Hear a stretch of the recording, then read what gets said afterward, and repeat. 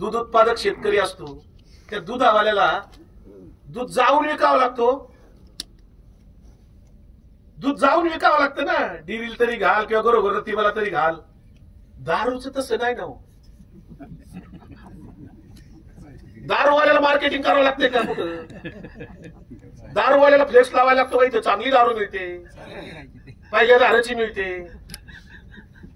असं कुठं बोर्ड लावलेला ऐकलं का तुम्ही? दारूच्या दुकानाचा कुठेही बोर्ड नसतो. दारुड्या कोणत्याही गावात जाऊ द्या, त्याला कुणी नाही सांगितलं तर ते हुडकून काढतो.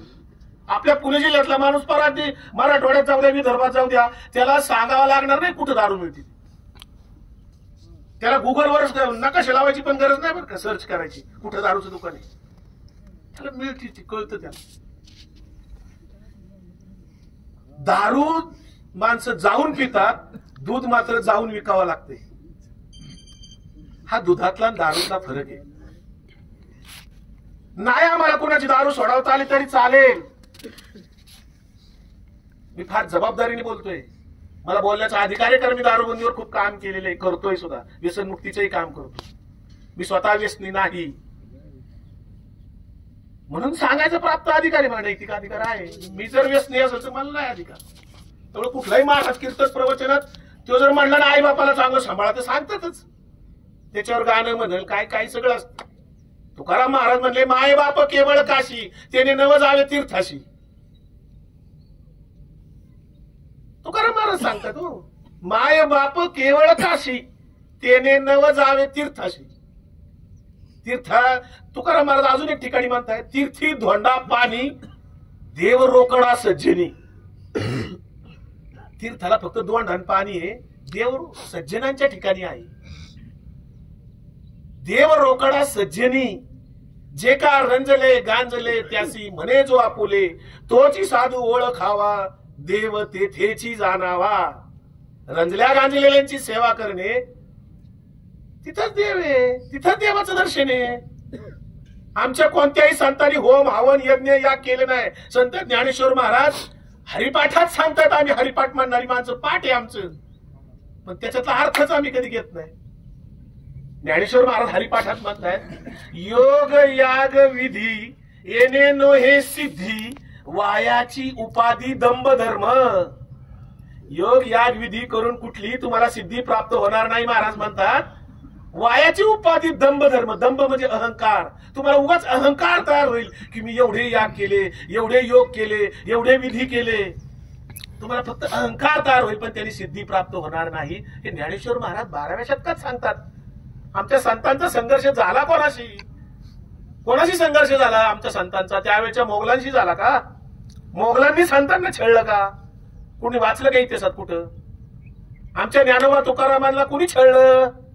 ज्ञानोबांच्या आईवडिलांना देहांत प्रायचित्त घ्यायला कुणी लावलं? मोगलांनी लावलं का? काय होतं त्या भावंडांचं? काय चुकलं होतं? ते ज्ञानेश्वर महाराज एवढं सांगून गेलेत, पण आमचं तिकडे लक्षच नाही. आम्ही आत्ताच्या नकली बुवांच्या बाबांच्या नादी लागलोय. आणि इतके नकली बुवा बाबा आता झाले, ते राजकारणात प्रचाराला बी असतात, काही सांगतात थोतांड, जे संतांनी सांगितलंच नाही. खरं तर स्मार्त सनातन धर्म जो मनुस्मृतीने प्रतिपादित केलेला आहे, मागाशी मी जे म्हणलो ना कुंभमेळा आणि वारकरी संप्रदायाचा फरक, तिकडे जे अधिष्ठान ग्रंथ सांगितलेले आहेत स्मार्त सनातन धर्माचे, जे मनुस्मृतीने प्रतिपादित केलेले आहेत, तिकडचे अधिष्ठान ग्रंथ म्हणजे 18 पुराण, 6 शास्त्र, उपनिषद, वेद, ते तिकडे सांगितले अधिष्ठान ग्रंथ. ज्याचा अधिकार ब्रह्मविद्या मिळवण्याचा अधिकार सर्वसामान्य बहुजनांना नाही, शूद्रांना नाही, तो विशिष्ट लोकांना अधिकार आहे. ज्यांची मुंज केली जाते त्यांना तो अधिकार आहे, त्यांना ब्रह्मज्ञान घेण्याचा अधिकार आहे, त्यांनाच मोक्ष प्राप्ती सांगितलेली आहे. इकडे देवाकडे जायच्यासाठी मध्यस्थ लागतो, इकडे सांगितलंय. पण आमच्या वारकरी संप्रदायामध्ये संत ज्ञानेश्वर महाराज, नामदेवांनी सांगितलं, सगळ्या संतांनी सांगितलं. आमच्या जगद्गुरु नामदेव महाराज पंढरपूरच्या वाळवंटात जगातलं पहिलं कीर्तन करताना सांगतात, आम्हा सापडले वर्म करू भागवत धर्म. ज्ञानदीप लावू जगी म्हणतात, जगामध्ये आम्ही ज्ञानाचा दीप लावू. भागवत धर्म सांगितलाय. हा भागवत धर्म आणि सनातन धर्मातला फरक ज्याला कळला तो खरा वारकरी समजावा, वारकरी संप्रदायातला. तो कीर्तनकार प्रवचन करायला आम्ही प्रश्न विचारले पाहिजेत, बाबा हा भागवत धर्म काय भानगडे आणि सनातन धर्म काय भानगडे, दोन्ही एक आहेत का वेगळे आहेत, दोजीचे अधिष्ठान ग्रंथ कोणते आहेत. कारण सनातन धर्मातले देवी देवता ह्या शस्त्रधारी आहेत. आमच्या वारकरी संप्रदायातला भागवत धर्मातला देव एकच सांगितलाय, अधिष्ठान आराध्य दैवत पंढरपूरचा पांडुरंग विठेवर उभा आहे जो निशस्त्र आहे. वारकरी संप्रदायात कुठेही बदल्याची भावना सांगितली नाही, सुडाची भावना सांगितलेली नाही. उलट ज्ञानेश्वर महाराज म्हणतात, जे खळांची व्यंकटी सांडो तया सत्कर्मी रती वाढो. खळ म्हणजे कोण, दुर्जन अर्थाने. त्यांची रती वाढो, त्यांच्यात सुद्धा काहीतरी चांगले गुण असतात, ते वाढो माऊली म्हणतात, त्याचं वाटोळ हो म्हणत नाहीत. आम्ही काय करतो, आम्हाला आमचं अधिष्ठान दैवतही कळलं नाही. अधिष्ठान ग्रंथ इकडचे सनातन धर्मातले मी सांगितले, वारकरी संप्रदायातले अधिष्ठान ग्रंथ ठरलेले आहेत. ज्ञानेश्वरी, अमृतानुभव, नामदेव 65, चांगदेव 65, एकनाथी भागवत, जगद्गुरु तुकाराम महाराजांची गाथा, सगळ्या संतांचे अभंग साहित्य हे आमचे अधिष्ठान ग्रंथ आहे. याच्या पलीकडचं काही सांगायची गरज नाही. माऊली हरिपाठात म्हणतात, चहुवेदी जाणं साई शास्त्री कारण 18ही पुराणे हरिसी गाती. इथे फक्त हरी म्हणायचंय, एकच मंत्र सांगितला आम्हाला वारकरी संप्रदायात संतांनी, जो उघड मंत्र दिला. कुणीही म्हणा, कुठेही म्हणा, केव्हाही म्हणा, कुणालाही सांगा, कधीही सांगा, रामकृष्ण आहे. इतका उघड मंत्र दिला. इकडे गुप्त मंत्र आहे, कान फुकते, गुप्त मंत्र आहे म्हणतात. हा उघड मंत्र दिला संतांनी. संतांनी सांगितलं मध्यस्थाची गरज नाही, जा तू विठ्ठल विठ्ठल म्हण, रामकृष्ण म्हण, तुला देव भेटून जाईल. देह देवाचे मंदिरात, आत्मा परमेश्वर. संतांनी परमेश्वराची ओळख करून दिली आम्हाला. सुरुवातीला सगुण भक्तीसाठी आम्ही आधी सुरुवातीला सगुण भक्ती करतो, कारण आम्हाला निर्गुणापर्यंत जायला आमची बौद्धिक पात्रता तेवढी नसते. आम्हाला निर्गुण निराकारापर्यंत जायला आधी सगुण भक्ती करत करत आम्ही मग निर्गुणाकडे जातो. संत निर्गुणापर्यंत पोहोचले होते, आम्ही निर्गुणापर्यंत जायला आम्हाला दाखवावं लागतो काहीतरी, तेव्हा आम्ही सगुण भक्ती करत करत जमलं तर निर्गुणापर्यंत जाऊ. मग ये लोक परलोक कळेल आपल्याला. आम्ही जीवन जगत असताना मग अशी मी सांगितल्याप्रमाणे की का जगतोय आम्हाला कळलंच नाही. लोक जगतात मग मी जगतोय, त्यांनी चांगलं वागतोय का कसं चांगलं बांधलं मी बांधितोय. पण मी काय जगतोय, माझं अंतिम ध्येय काय, माझं हे अंतिम ध्येय ते एकदा गाठलं की माझं जीवन पूर्ण झालं. हे आम्हाला जमेल का. संत समागमी धरुणी आवडी करावी तातडी परमार्थी. कोणत्या संतांचा सत्संग करायचा आहे. संत आपल्याकडे आहेत. जगद्गुरु तुकाराम महाराज गाथेच्या रूपाने जिवंत आहेत. ज्ञानेश्वरी अमृतानुभवाच्या निमित्ताने संत ज्ञानेश्वर महाराज जिवंत आहेत. एकनाथी भागवताच्या निमित्ताने एकनाथ महाराज जिवंत आहेत.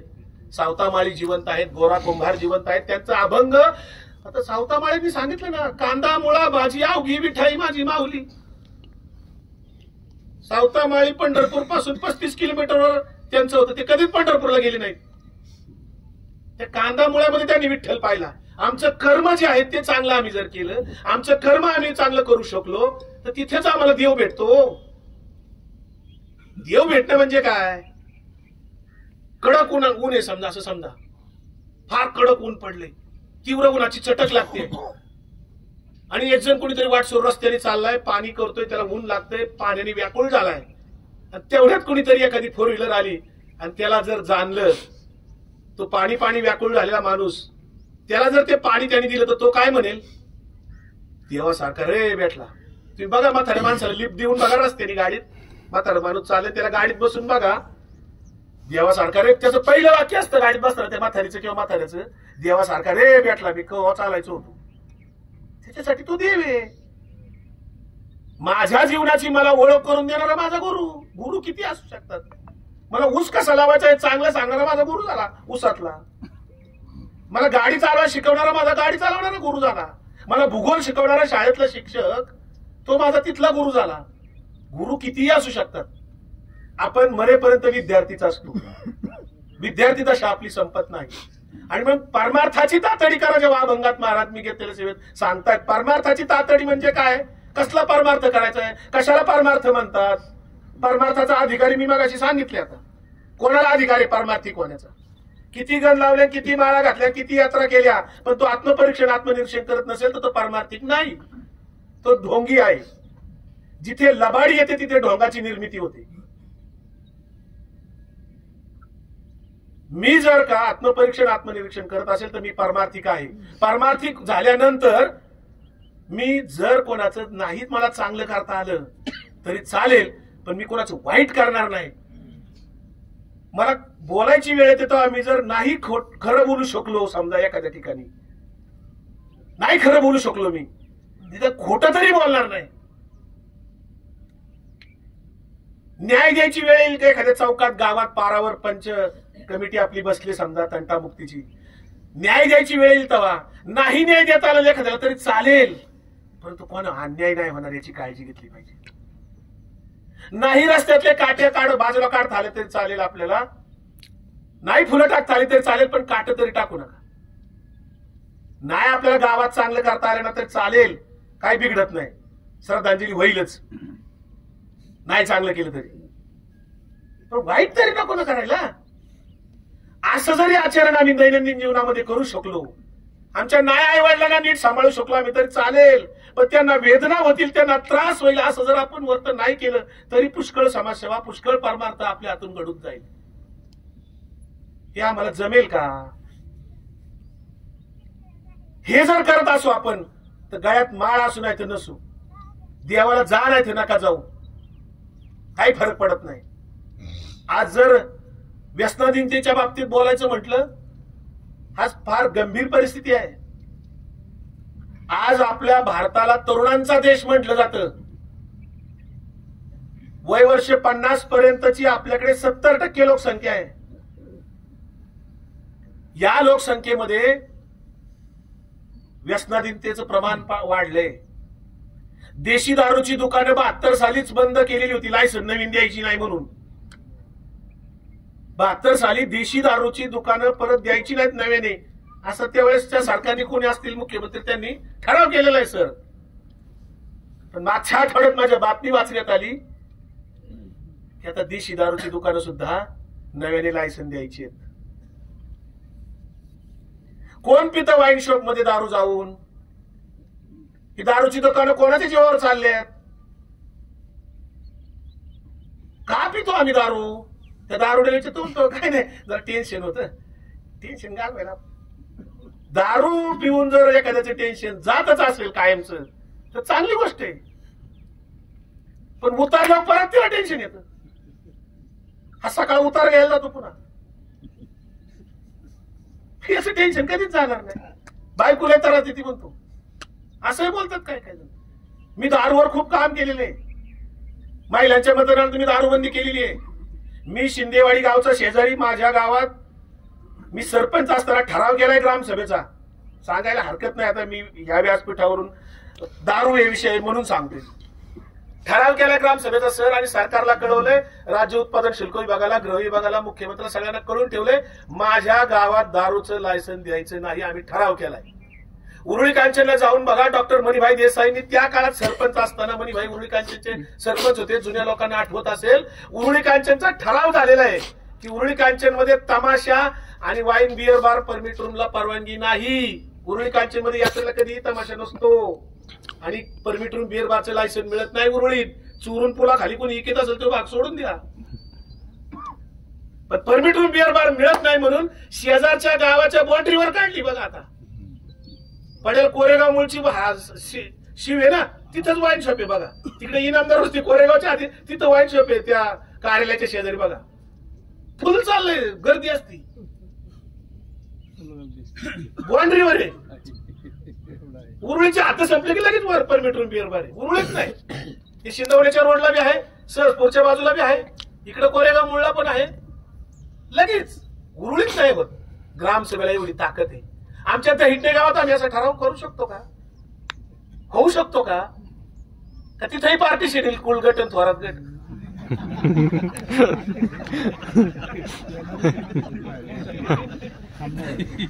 ते पार्टीशन निवडणुकीपुरतं ठीक आहे ना, दारू तर दोन्ही पार्टीची पित असतील ना.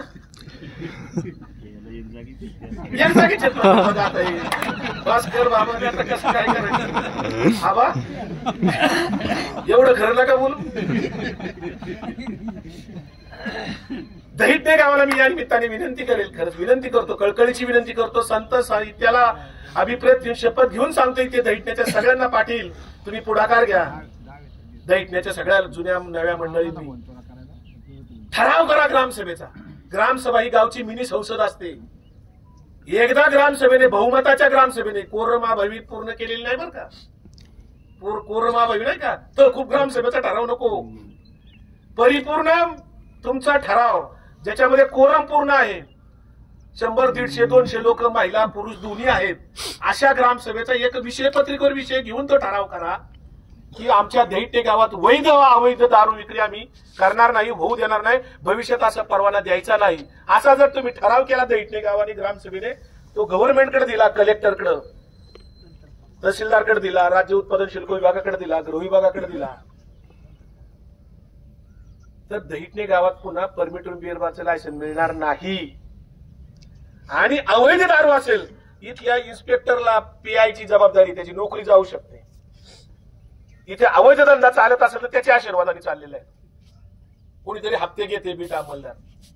परवात माझ्या लोणीकरचं तिथल्याला मी दांडाळा, मला माहित नव्हतं, आमच्या शिंदेवाडीच्या आधी त्या साठवाईपाशी कोणतरी चोरून येत, आणि ते मला पोरांनी सांगितलं म्हणजे अहो ते असं असं चाललंय.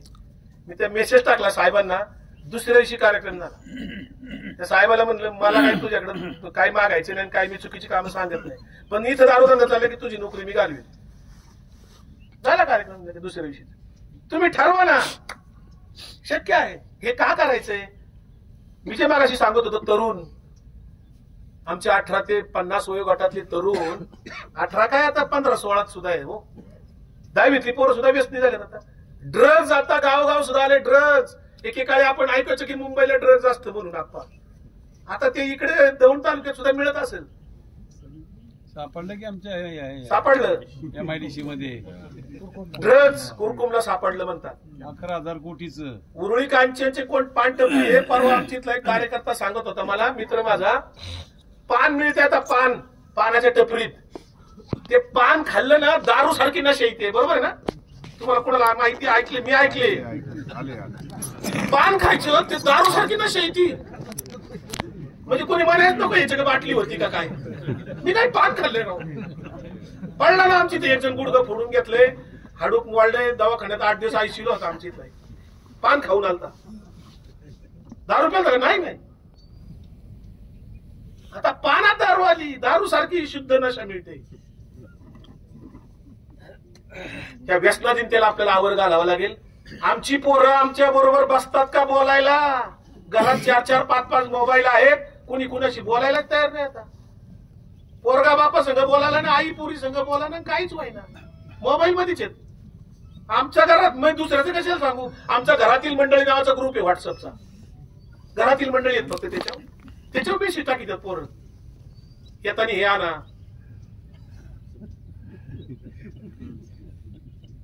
काय कसं काय करायचं? संवाद कमी झाला आमचा. आमची पोरं काय करतात, उशिरा येते म्हणजे नेमका कुठून उशिरा येतो, चौकशी करायला पाहिजे. आमच्या शेजारच्या पोराला विचारा, गावातल्या पोराला विचारा, कदाचित मित्र असतील ना आपल्यापैकी कुणी, एकमेकांच्या पोराला विचारा, कदाचित पोरगा बापा संघ बोलत नसेल तर बापाच्या मित्रा संघ तरी बोलत. बापाच्या मित्रांनी आपल्या मित्राच्या पोराला विचारा, तू कुठं जातो, तुझे मित्र कोण आहेत, काय करतो, गडबड करतो, हे सगळं किती मला सांगा. नाहीतर मी 8 वाजेपर्यंत पण बोलेल, तसं काय नाही. म्हणजे रात्रीच्या 8 वाजेपर्यंत 8 वाजून गेले. तुम्ही कंटाळसाल, मी नाही कंटाळ.